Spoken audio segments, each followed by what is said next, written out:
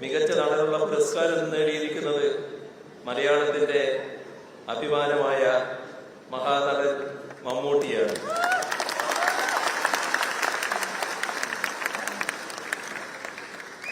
ഭ്രമയുഗം എന്ന സിനിമയിലെ അവിസ്മരണീയമായ പ്രകടനമാണ് അദ്ദേഹത്തെ അവാർഡിന് അർഹനാക്കിയത്.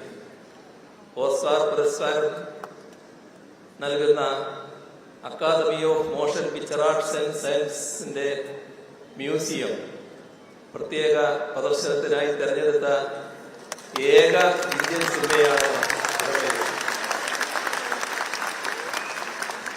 അടുത്ത മാസം 12-ന് ലോസ് ആഞ്ചലസിൽ ഈ ചിത്രം പ്രദർശിപ്പിക്കുമ്പോൾ അത് മമ്മൂട്ടി മലയാളികൾക്ക് നൽകുന്ന മറ്റൊരു അഭിമാന നിമിഷമാണ്. ഇവിടെ നേരത്തെ സാംസ്കാരിക മന്ത്രി പങ്കുവച്ച സന്തോഷം നമുക്കെല്ലാവർക്കും ഈ ഘട്ടത്തിൽ ഒന്നുകൂടി പങ്കുവെക്കാം. അദ്ദേഹത്തെ പത്മഭൂഷൺ നൽകി രാജ്യം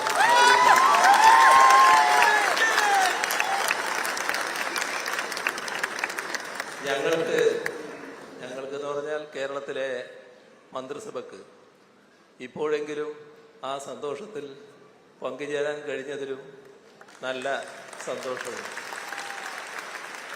കാരണം കഴിഞ്ഞ കുറേ വർഷങ്ങളായി ഞങ്ങൾ ഈ ശുപാർശ ഇങ്ങനെ നൽകിക്കൊണ്ടിരിക്കുന്നുണ്ടായിരുന്നു. പത്മഭൂഷൺ മമ്മൂട്ടിക്ക് നൽകണം എന്ന ശുപാർശ.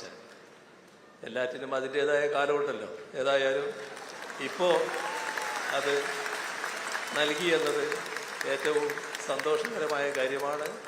അദ്ദേഹത്തെ നമുക്ക് ഹാർദമായി അഭിനന്ദിക്കാം.